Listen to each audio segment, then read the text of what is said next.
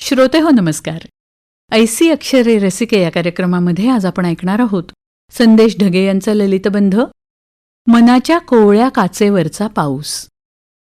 पाऊस दाटलेला माझ्या घरावरी हा.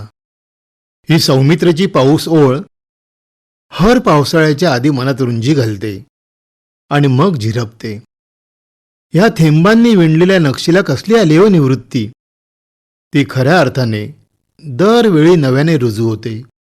पशुपक्ष्यांना तर त्याची चौल किती आनंददायी. पहिल्या पाऊस थेंबांनी ओल्या मातीवर लालचुटूक मखमली किडे रांगू लागले की ही मृगनक्षत्राची गोड चाहूल मानायची. कावळ्याने काडी काडी जमवून घरटं जर झाडाच्या उंच फांदीवर बांधलं असेल तर यंदा पाऊस कमी पडणार असं आजोबा सांगत आणि तुमच्यापेक्षा 4 पावसाळ्या जरा जास्त पाहिले आहेत अशी अनुभवाची उंची तोलत असत. मग तरुण पिढी त्यांना मार्मिक उत्तर देत असे, बाबा म्हणजे तुमच्या अंगाला तेवढा चिखल जास्त. त्यानंतरची पिढी तर अधिकच हजरजबाबी. ती म्हणते आता वर्षातून 3-4दा तरी ऋतू हा उगवतोच म्हणजे अनुभवाची लेवल झाली किंवा आपली. असले गोड संवादही पाऊस आपल्याला पुरवत असतो. नभी ढगाळताच मी तुझीच वाहट पाहतो, नभात दाटतात रोज भरवसे अजूनही. असं शायराना अंदाजात एखादा गझलकार पटकन शेतकऱ्यांना असलेली आस लिहून जातो. पाऊस लेखणीला ओलावा देतो आणि आभाळ भरून आल्यागत एक एहसास कागदावर पेरतो. गरीब कुटुंबातील मुलाच्या गळक्या झोपडीत आणि मनात पावसाने त्याची खलनायकी नखर उतवलेली असतात.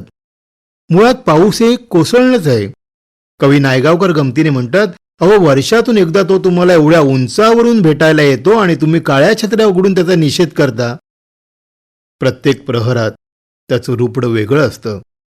कधी तो उन्हासोबत हातात हात घालून इंद्रधनुष्य दर्शन देतो तर कधी मध्यरात्री विजांसोबत थैथयाट करतो.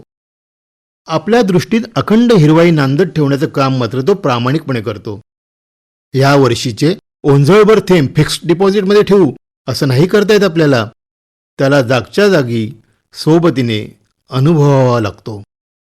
काही अरसिक मात्र आभाळ कितीही बरसलं तरी आयुष्यभर भिजत नाहीत, आतून कोरडेच राहतात.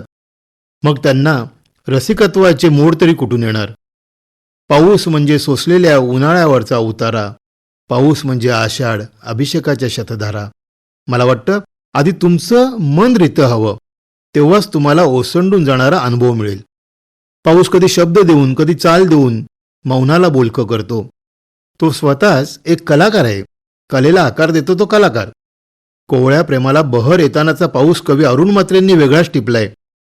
तू पहिल्यांदा भेटलीस ते दिवसच पावसाळी की पाऊस सोबत घेऊन यायची तुझी सवयच जुनी, आता काहीच आठवत नाही.